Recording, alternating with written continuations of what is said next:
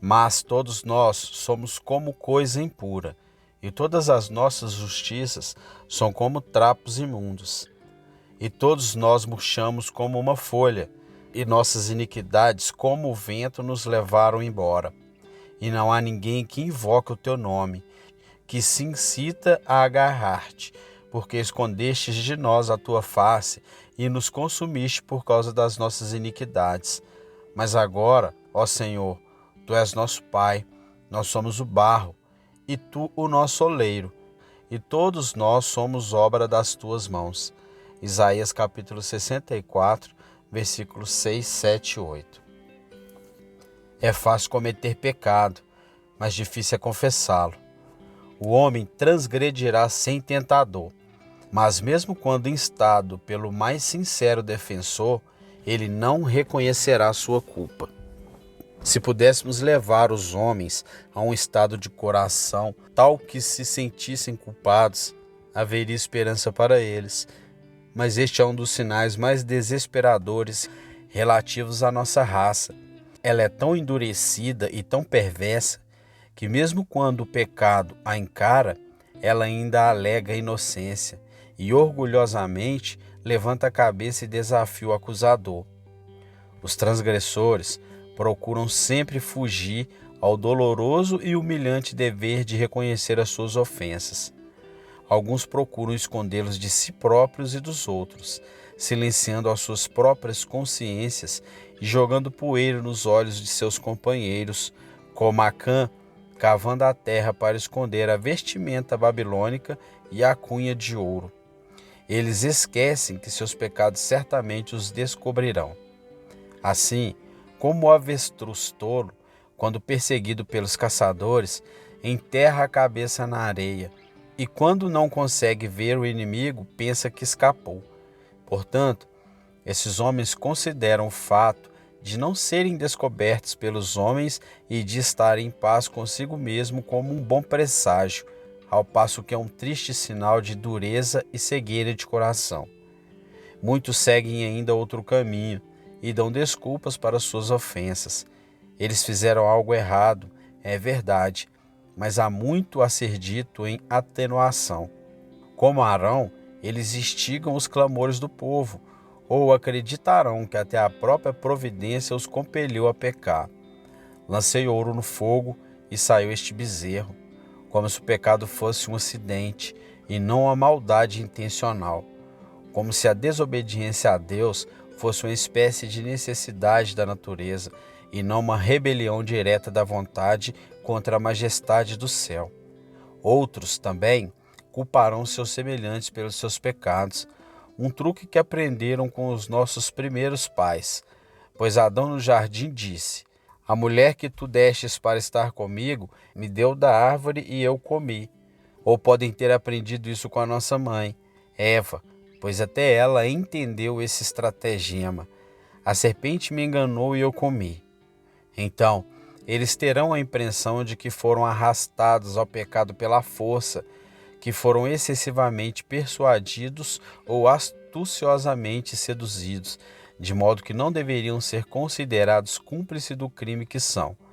Na verdade, apenas instrumento dos pecados dos outros, e dificilmente poderiam resistir, de modo que outros devem assumir toda a culpa e eles próprios deveriam ser libertados.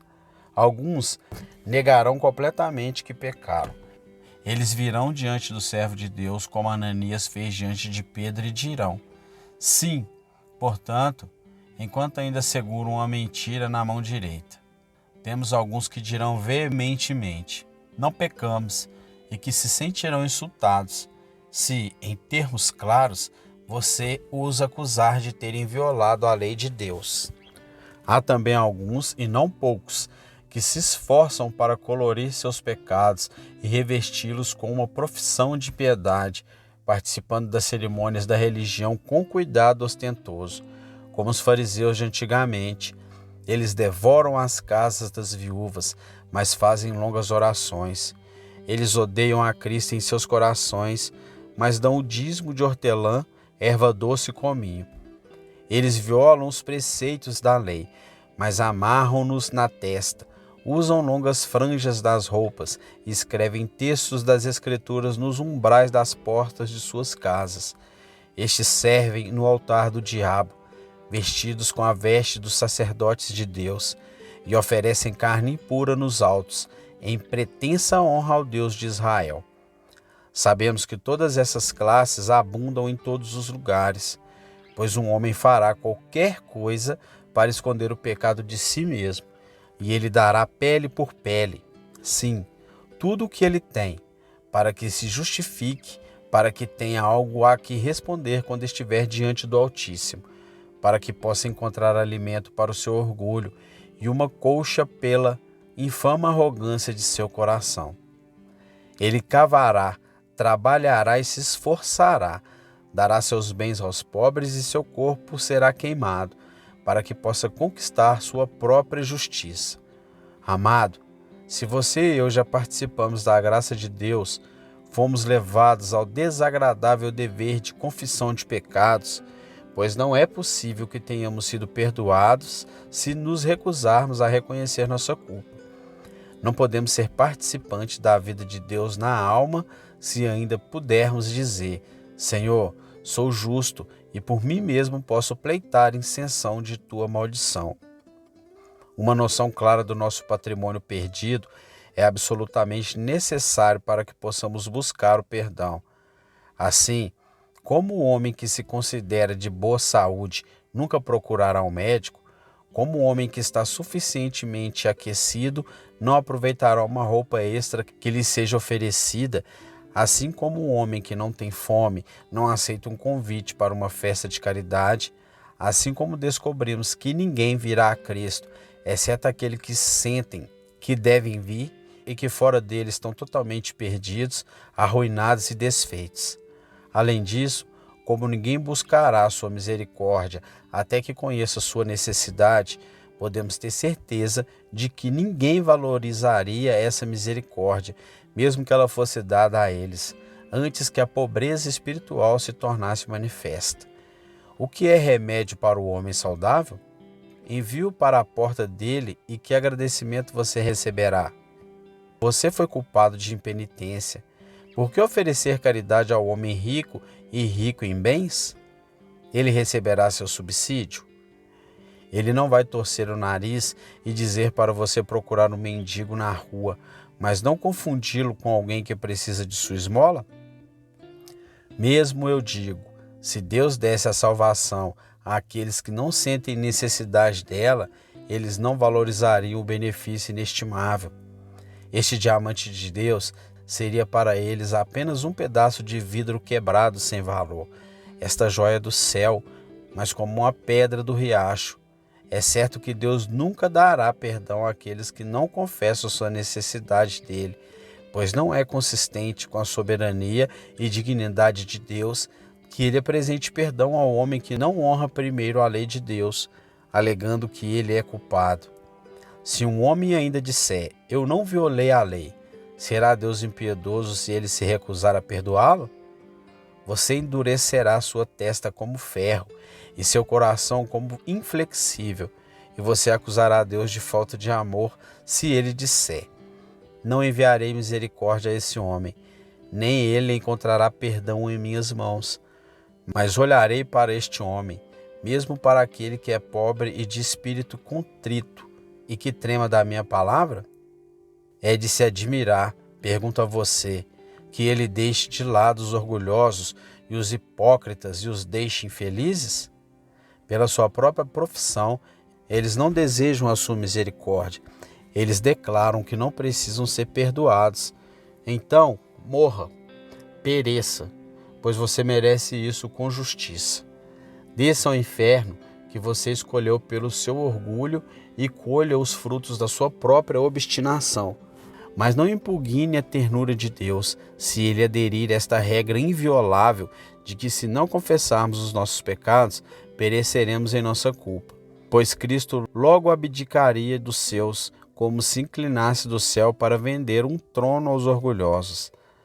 Esta manhã é minha intenção, conforme Deus me ajudar, descrever aquela visão que toda alma graciosa certamente terá de si mesma. Depois, em segundo lugar, para vos alertar sobre certos perigos, aqui estão encerrados aqueles que apenas conhecem a sua necessidade, mas que ainda não encontraram a Cristo. E espero terminar com os apelos, alguns dos quais estão no texto, alguns podem ser encontrados em outros lugares, que toda alma que está consciente da culpa pode apresentar diante do trono da misericórdia. Primeiro, então, tenho que descrever a visão que cada alma verdadeiramente graciosa terá de si mesma. E ao descrevê-la, espero que haja alguns aqui que dirão: isso é o que penso de mim mesmo, isso é a minha condição diante de Deus. Embora você possa pensar que o seu caso é sem esperança, ainda assim, peço-lhe, tenha certeza de que não é assim. Se você puder participar da confissão pela qual estou prestes a passar brevemente, estou convencido de que foi o Espírito de Deus que o trouxe a um profundo sentimento de sua situação perdida e, assim, iniciou uma boa obra em sua alma. Primeiro, toda alma graciosa que é verdadeiramente iluminada pelo Espírito tem uma noção clara da raiz de toda a sua culpa. Ele conhece a praga de seu próprio coração e clama como o texto: somos todos como uma coisa impura. Ele descobre que não apenas seus atos exteriores, mas que sua própria pessoa é essencialmente pecaminosa aos olhos de Deus. Ele já esteve disposto a confessar que os riachos eram negros, mas agora ele percebe, para seu horror, que a própria fonte está contaminada. Você poderia tê-lo feito confessar anteriormente que os frutos de seus galhos eram amargos, mas agora ele percebe que a raiz está corrompida, a árvore é má, a própria seiva é venenosa. Ele é levado a sentir que a pecaminosidade está na medula de seus ossos e é inerente ao seu sangue, que ele mesmo, assim como seus pensamentos e atos, ele próprio é como uma coisa impura. A metáfora que é a palavra impuro, sob a lei judaica, você sabia que quando uma pessoa estava impura, ela não poderia subir à casa do Senhor. Ele não poderia oferecer nenhum sacrifício. Deus não podia aceitar nada de suas mãos. Ele foi um pária e um estrangeiro enquanto permaneceu impuro. Se ele se sentasse numa cama, esta deveria ser lavada com água. Se ele tocasse num vaso de terra, este deveria ser quebrado, pois era impuro. Se ele comesse alguma comida, toda aquela comida seria impura, e nenhuma pessoa limpa poderia aventurar-se a tocá-la. Quando esta impureza estava ligada a doenças, como no caso da lepra, o homem tornava-se repugnante, tão repugnante para si mesmo que deve ter sido um horror ter vivido, e tão repugnante para seus semelhantes que seu único lugar apropriado era a solidão, onde sozinho, longe de qualquer riacho que os lábios humanos pudessem beber, sozinho, para que o ar não fosse contaminado com a sua doença, sozinho, ele vivia e chorava, imundo, imundo, imundo. Toda alma graciosa sabe que é, por natureza, uma coisa impura. Ele sente que por si mesmo não pode adorar a Deus de maneira aceitável, que ele não pode permanecer além do véu por seus próprios méritos, que ele não pode trazer nenhum sacrifício que Deus possa aceitar, que ele é o meio de prejudicar os outros, que seu mau exemplo desencaminha os outros e que, de fato, ele não está apto para permanecer na congregação dos justos, nem para ser contado entre os escolhidos de Deus, pois ele é, em si mesmo, poluído e poluente. Quando o sentimento de sua horrível depravação e degradação pesar sobre ele, e antes que ele tenha encontrado a Cristo, esse homem entrará sorrateiramente na casa de Deus como um criminoso e se esconderá.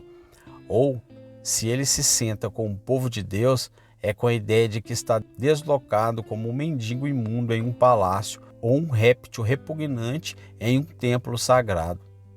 Muitas vezes ele sente, quando um cristão lhe fala, como se não estivesse apto para dar uma resposta. Ele se sente pessoalmente, totalmente incapaz de viver. Bem lembro-me do período em que descobri pela primeira vez essa verdade de Deus. E como eu desejei, como John Bunyan, ter sido outra coisa senão um homem, um sapo ou uma serpente, antes de ter sido um homem, ou uma criatura que ofendeu seu próprio Criador, uma criatura em si tão propensa a se desviar, tão certa de pecar se for deixada sozinha. Em Graça Abundante, Bunyan diz: minha poluição original e interna, essa foi minha praga e aflição. Isso eu digo, em um ritmo terrível, sempre se espalhando dentro de mim, que eu tinha a culpa de, para espanto, por isso eu era mais repugnante aos meus próprios olhos do que um sapo, e pensei que também o era aos olhos de Deus. O pecado e a corrupção, eu disse, iriam borbulhar do meu coração tão naturalmente quanto a água, borbulhando de uma fonte. Pensei que todos tivessem um coração melhor do que o meu. Eu poderia ter mudado o coração de qualquer um. Pensei que ninguém, a não ser o próprio diabo, poderia me igualar em termos de maldade anterior e poluição mental. Ao ver minha própria vileza, entrei profundamente em desespero, pois concluí que esta condição em que me encontrava não poderia suportar um estado de graça. Então não se falava em dignidade humana. Ainda existem alguns de seus excelentes pregadores que afirmam que há muita dignidade na natureza humana, que o homem é uma criatura nobre. Infelizmente, irmãos e irmãs, aquele que fala sobre a dignidade da natureza e a nobreza do homem caído não conhece a si mesmo. Longe de estar apto para o púlpito, ele deveria começar a aprender o seu catecismo. Ele não pode falar de um estado de graça, pois ainda não aprendeu corretamente o seu próprio estado por natureza. Ele deve ser um líder cego de cegos que pode falar assim. Ele não conhece a primeira obra do Espírito em sua própria alma, ou então sentiria que somos apenas o oposto de tudo que é nobre ou bom, pois somos todos como uma coisa impura. O homem inteiro é vil e desesperadamente mau. Não resta um ponto sólido dentro ou fora. O pecado é branco em nossa testa, mas seu núcleo está bem no fundo. O coração é enganoso, as paixões são corrompidas, o entendimento está completamente corroído por uma lepra mortal. E em nós, isto é, em nossa própria carne, não habita nada de bom. Senhor, quando teu Espírito se digna mostrar a maldade de nossos corações, espantado com a vista incrível, a alma com horror começa, a abertura da masmorra, suja como o inferno, seu fedor repugnante emite, e, meditando em cada cela secreta, alguns horríveis monstros sentam-se, exames de maus pensamentos, sua ruína difusa, orgulhoso, invejoso, falso, impuro, e cada canto saqueado mostra algum pecado insuspeito.